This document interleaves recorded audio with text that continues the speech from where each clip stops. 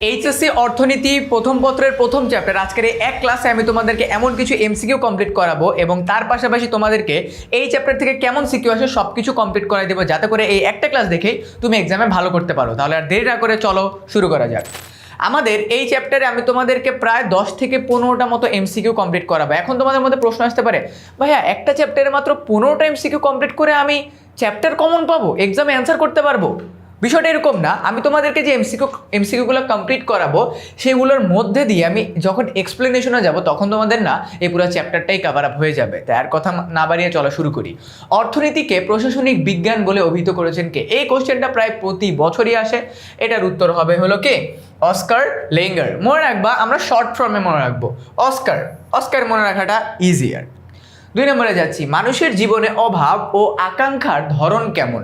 আমাদের জীবনে যত ধরনের অভাব আছে, যত ধরনের ইচ্ছা আছে, এগুলো কি অসীম হয়ে থাকে, আমরা সবাই জানি। অ্যান্ড অর্থনীতিতে সবচেয়ে বড় প্রবলেমে এটা অসীম অভাব এবং দুষ্প্রাপ্য সম্পদ। 3 নম্বরে যাচ্ছি, কোনটি মানব জীবনের মূল অর্থনৈতিক সমস্যা? মানব জীবনের মূল অর্থনৈতিক সমস্যা হলো সম্পদের দুষ্প্রাপ্যতা। অনেকে মনে করবে অসীম অভাব। দেখো, একটা মানুষের অভাব কখন আসে?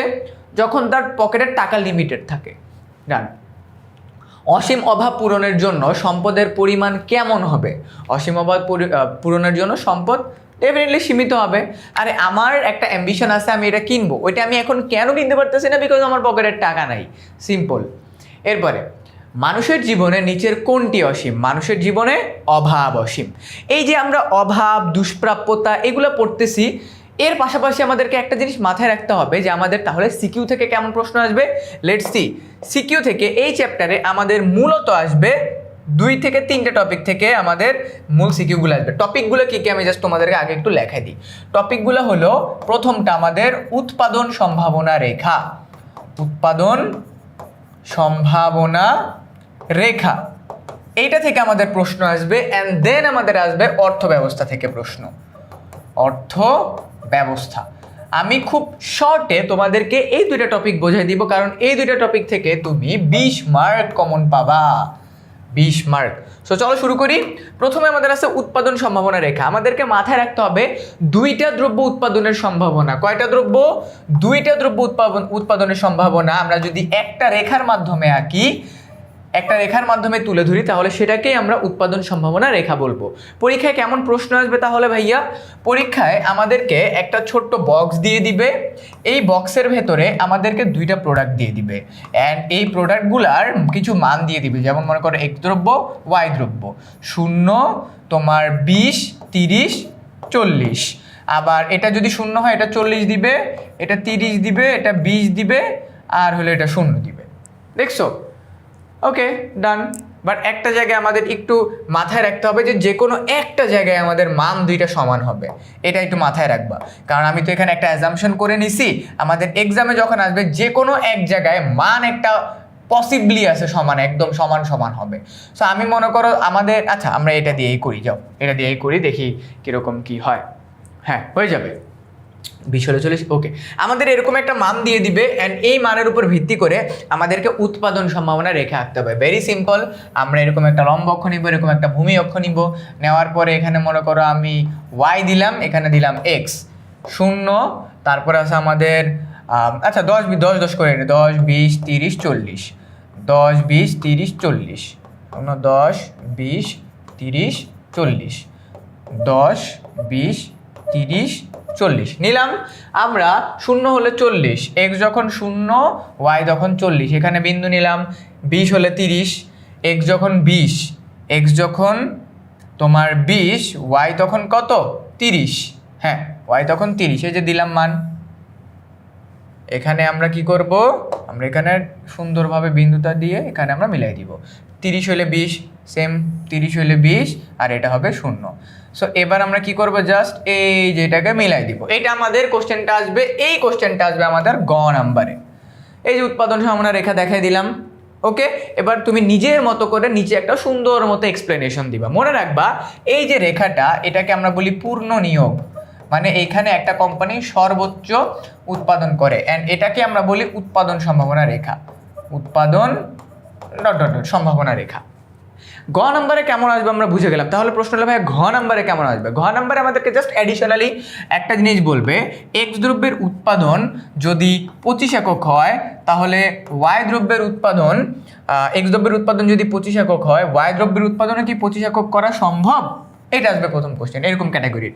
এরপরে কোশ্চেন আসবে এক্স দ্রব্যের উৎপাদন যদি 20 একক হয় তাহলে ওয়াই দ্রব্যের উৎপাদন কি তোমার এক্স যদি 20 হয়, ওয়াই দ্রব্যের উৎপাদন এক্স 20 ওয়াই, ওকে, এক্স দ্রব্য যদি 20 হয়, ওয়াই উৎপাদন কি 40 হওয়া সম্ভব? এরকম আমাদেরকে দুইটা ফান্ডামেন্টালস দিয়ে দিবে যে এইটার সাথে আমরা যদি ঘ নাম্বারের কোশ্চেনটা কম্পেয়ার করি, আমরা ঘ নাম্বারে তো এটা আঁকছি, ঘ নাম্বার আমাদেরকে জাস্ট এই বক্সের সাথে অ্যাডিশনালি এই দুইটা দিয়ে দিবে। তো সিম্পলভাবে আমরা কি করব, ঘ নাম্বারে আমরা এই সেম চিত্রটা আঁকবো, আঁকার পর আমরা জাস্ট এই মানগুলোকে ইমপ্লিমেন্ট করে দেখবো যে কি হয়। এক্স 25, এই 20-এর পর মনে করো এখানে আছে 25, এক্স আছে 25 আর ওয়াই হলো 25, এক্সও 25 ওয়াইও 25, তার মানে আমার বিন্দুটা কোথায় আসতেছে? বিন্দুটা আসতেছে এইখানে, এই যে বিন্দু আসতেছে, এই বিন্দুটাকে মনে রাখবা, এই যে উৎপাদন সমন্বয় রেখার ভেতরের বিন্দুটাকে আমরা বলবো হইল বেকারত্ব বিন্দু। কি বিন্দু? বেকারত্ব বিন্দু, যে বিন্দুতে উৎপাদন করা সম্ভব। On the other hand x যদি 20 হয়, এক্স 20 ওয়াই 40, এক্স 20 ওয়াই 40, তার মানে এই বিন্দু মনে রাখবা এইটা হইল আমার অর্জনযোগ্য বিন্দু, তার মানে এই বিন্দুতে আমাদের উৎপাদন অর্জনযোগ্য বিন্দু, তার মানে এই বিন্দুতে আমাদের উৎপাদন পসিবল না। আমরা তিনটা জিনিস পাইলাম, একটা হলো সর্বোচ্চ উৎপাদন যেটাকে পূর্ণনিয়োগ বলতেছি, রেখার ভেতরে উৎপাদন হলে বেকারত্ব বিন্দু বলতেছি, রেখার বাইরে হলে অর্জনযোগ্য বিন্দু বলতেছি। এই জিনিসটা তুমি যদি বুঝে যাও তুমি 10 মার্ক কমন পেয়ে যাবা। তাহলে আমাদের কি ক্লিয়ার হইলো? উৎপাদন সীমানা রেখা ক্লিয়ার হয়ে গেল। দেন আমাদের আছে অর্থ ব্যবস্থা। মনে রাখবা অর্থ ব্যবস্থাকে আমরা টোটাল 4 ভাগে ভাগ করতে পারি। কয় ভাগে? 4 ভাগে। খুবই ইজি। একটা হলো ধনতান্ত্রিক অর্থ ব্যবস্থা, যে অর্থ ব্যবস্থায় তুমি নিজের মতো করে চলবা, তুমি নিজের মতো করে উৎপাদন করবা, বিনিয়োগ করবা, ভোগ করবা, একদম সিম্পল। তুমি তোমার নিজের মতো, জনগণের নিজের মতো চলবে, সরকারের কোনো বাধ্যবাধকতা নাই। এরপর আছে আমাদের হলো সমাজতান্ত্রিক অর্থনীতি। সমাজতান্ত্রিক অর্থনীতি বলতে কি বোঝায়? যে অর্থনীতিতে সরকার সবকিছু তোমাকে কন্ট্রোল দিয়ে দিবে, যে তুমি কতটুকু লিমিটেশন তোমার আছে, তুমি কখন কি করতে পারবে, সবকিছু সরকার বলে দিবে। এটার ভালো দিক, এটার খারাপ, এটার ভালো দিক নিয়ে দুইটা নিয়ে মিশ্র অর্থনীতি হয়। এই মিশ্র অর্থনীতি হলো বাংলাদেশের অর্থনীতি। ডান।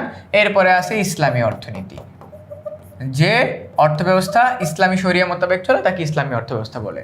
এখান থেকে আমাদের আসবে 10। এই 4টা অর্থব্যবস্থা থেকে আমি যে মাত্র তোমাদেরকে বিভিন্ন ধরনের এক্সপ্লেনেশন বললাম, এইগুলো থেকে তোমার উদ্দীপকে মনে করো 2টা অর্থব্যবস্থা বলে দিবে, you have to find out এখানে কোন ধরনের অর্থব্যবস্থা সম্পর্কে কথা বলছে। ডান। 10 10 20 মার্ক। ওকে, চলো এবার আমরা আবার এমসিকিউতে ফিরে যাই। ডান। আমাদের এমসিকিউ সিকিউ এ কি আসবে আমরা মোটামুটি বুঝে গেছি। এরপরে অর্থনৈতিক সমস্যা সৃষ্টি হওয়ার কারণ কি? অর্থনৈতিক সমস্যা সৃষ্টি হওয়ার মূল কারণ হলো সম্পদের দুষ্প্রাপ্যতা।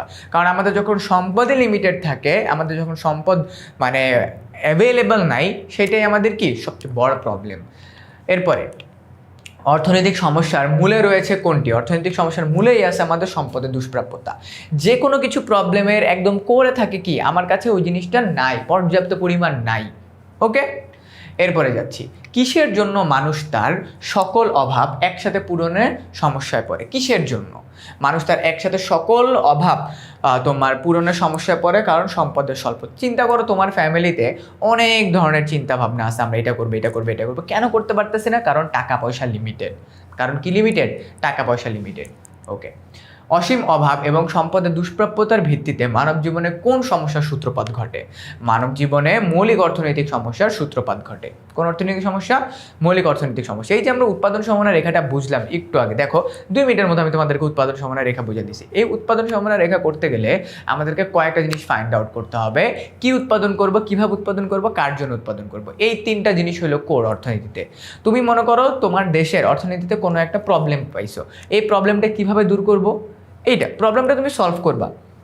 কি সলভ করবা, কিভাবে করবা, কার জন্য করবা, এইটাই তো মূল প্রবলেম। তার মানে মনে রাখবা অর্থনীতির মূল সমস্যা হইল আমাদের দুষ্প্রাপ্যতা, অসীম অভাব, এবং এগুলো দূর করবো আমরা 3টা কোশ্চেনের মাধ্যমে। কি উৎপাদন করবো, কিভাবে উৎপাদন করবো, এবং কার জন্য উৎপাদন করব। ওকে, এরপরে যাচ্ছি, অধ্যাপক রবিন্সের মতে অর্থনীতির সংজ্ঞা থেকে মানব জীবনে কয়টি অর্থনৈতিক সমস্যার ধারণা পাওয়া যায়? 3টে অর্থনৈতিক সমস্যার ধারণা পাওয়া যায়। মনে রাখবা, তুমি যখন এক্সামে রিটেন লিখতেছো তখন অধ্যাপক এল রবিন্স, পল স্যামুয়েলসন, তারপর হলো অ্যাডাম স্মিথ কে কি বলছে এগুলো যদি তুমি কোটেশন অ্যাড করো, তোমার লেখার মানটা অন্যান্য স্টুডেন্ট থেকে অনেক বেড়ে যাবে। ওকে, অর্থনীতিতে সর্বপ্রথম দুষ্প্রাপ্যতা ধারণাটি ব্যবহার করেন কে? দুষ্প্রাপ্যতার ধারণাটা ফর দ্য ফার্স্ট টাইম আনছে অধ্যাপক এল রবিন্স। কে আনছে? অধ্যাপক এল রবিন্স আনছে। এরপরে অর্থনীতিকে কল্যাণের বিজ্ঞান হিসেবে অভিহিত করেছেন কে? অর্থনীতি একটা কল্যাণের বিজ্ঞান, এটাকে বলছে হলো তোমার অধ্যাপক মার্শাল বলছে। কে বলছে? অধ্যাপক মার্শাল। এরপরে অর্থনীতিকে প্রাচুর্যের বিজ্ঞান বলেছেন কে? অর্থনীতিকে প্রাচুর্যের বিজ্ঞান বলেছেন এল রবিন্স। এখন এতগুলা পড়তে পড়ে তোমার মনে হতো ভাইয়া ও এক একটা রাইটার এক এক ধরনের কথা বলছে, আচ্ছা এগুলা কি আসলেও মনে রাখা পসিবল? দেখো, এগুলো মনে রাখতে গেলে তোমাকে খাতার ভিতর নোট ডাউন করে করে লিখতে হবে। ওকে, আমি তোমাদেরকে বলতেছি, তুমি যদি ফার্স্ট চ্যাপ্টারটা আমি যে এখন যা যা এমসিকিউ করাচ্ছি, এমসিকিউর সাথে রিলেটেড যে সিকিউগুলো করাচ্ছি, এই কয়টা জিনিস যদি তুমি ভালোভাবে করো, বিলিভ মি, এই চ্যাপ্টার থেকে তোমার আর কিচ্ছু লাগবে না। ওকে, অর্থনীতির জনককে? এটা প্রতি বছর আসে, এইবারও আসবে। অর্থনৈতিক জনক হলো তোমার অ্যাডাম স্মিথ। ওকে, আমরা 3-4টা এমসিকিউ সলভ করব। মানব জীবনে অসীম অভাব সমস্যাটি সমাধানের প্রয়োজন হলো, এখানে আমরা এই ক্যাটাগরির কোশ্চেনগুলো দেখো, এখানে আমরা আরেকটা জিনিস বুঝতেছি, এক্সামের ভেতরে যদি আমাদের এমন কোনো কোশ্চেন আসে যেটা আমরা মনে করতেছি যে এটা, দেখো এখানে কিন্তু একটা প্রবলেম হলো, আমি এখানে তোমাদের ওই যে বহুপদীর যে মার্কগুলো আছে মার্কগুলো দেইনি। তোমাদের ক্ষেত্রে এক্সামের ভিতরে দুইটা কোশ্চেনের একটা কোশ্চেনের উত্তর দুইটা থাকতে পারে, তখন কি করবা? যেমন if I am not wrong, এখানে যদি পয়েন্টগুলো থাকতো এই কোশ্চেনটার উত্তর হতো এইটা প্লাস এইটা, সো তখন আমরা এটাকে চুজ না করে আমরা অলওয়েজ ফার্স্টেরটাকে চুজ করব। ঠিক আছে, যদি একটা প্রশ্নের উত্তর দুইটা দেয়া থাকে। ওকে, অর্থনৈতিক দৃষ্টিকোণ থেকে তোমার অর্থনীতিকে স্বল্পতার বিজ্ঞান হিসেবে অভিহিত করেছেন কে? অর্থনীতিকে স্বল্পতার বিজ্ঞান হিসেবে অভিহিত করেছেন এল রবিন্স। মানে অনেক মানুষ কিন্তু অনেক কথা বলছে। এরপরে দুষ্প্রাপ্যতা বলতে মূলত সম্পদের কোনটিকে বোঝায়? দুষ্প্রাপ্যতা বলতে মূলত সম্পদের অপ্রতুলতাকে বোঝায়। দুষ্প্রাপ্যতা বলতে মূলত সম্পদের অপ্রতুলতাকে আমরা বুঝবো। অভাব পূরণের উপকরণের সীমাবদ্ধতাকে আমরা কি বলবো? অভাব পূরণের উপকরণের সীমাবদ্ধতাকে আমরা বলবো দুষ্প্রাপ্যতা। কি বলবো? দুষ্প্রাপ্যতা। অসীম অভাব এবং দুষ্প্রাপ্যতার মধ্যে সমন্বয় সাধনকে আমরা কি বলবো? আমরা নির্বাচন বলবো। মানে আমার এত ধরনের প্রবলেম মধ্যে আমি কোনটার দিকে ফোকাস করব, এটাই কিন্তু আমার ইটসেলফ একটা নির্বাচন, আমি কোনটাকে চুজ করতেছি। এরপরে যাচ্ছি, অর্থনৈতিক সমস্যা সৃষ্টির পেছনে মূল কারণ কোনটি? অর্থনৈতিক সমস্যা সৃষ্টির পেছনে মূল কারণ হলো সম্পদের সীমাবদ্ধতা। অ্যান্ড দ্য লাস্ট ওয়ান, কোনটি অনুসারে মানুষ অসংখ্য অভাব থেকে তার অভাবগুলোকে নির্বাচন করে? কোনটি অনুসারে? তার গুরুত্ব অনুসারে। এটা কিন্তু চাহিদা না, এটা কিন্তু গুরুত্ব অনুসারে। তোমার কাছে কোনটা সবচেয়ে বেশি ইম্পর্টেন্ট, তুমি ওইটাকে চুজ করবা। সো এরই মাধ্যমে আমি তোমাদেরকে অর্থনীতি প্রথম পত্রের প্রথম চ্যাপ্টারের যে মূল বেসিকটা আছে, সেই বেসিকটা খুব শর্টে আমি তোমাদেরকে বোঝাই দিলাম। অ্যান্ড পাশাপাশি তোমাদেরকে এক্সামে সিকিউ কোন জায়গা থেকে আসতে পারে, কীভাবে করে অ্যান্সার করবা সেটাও বোঝাই দিলাম। এই চ্যাপ্টার নিয়ে যদি তোমার কোনো কোশ্চেন থাকে সেটা আমাকে এই ভিডিওর কমেন্ট সেকশনে জানিয়ে দাও। তোমার সাথে দেখা হচ্ছে আমার পরবর্তী চ্যাপ্টার নিয়ে।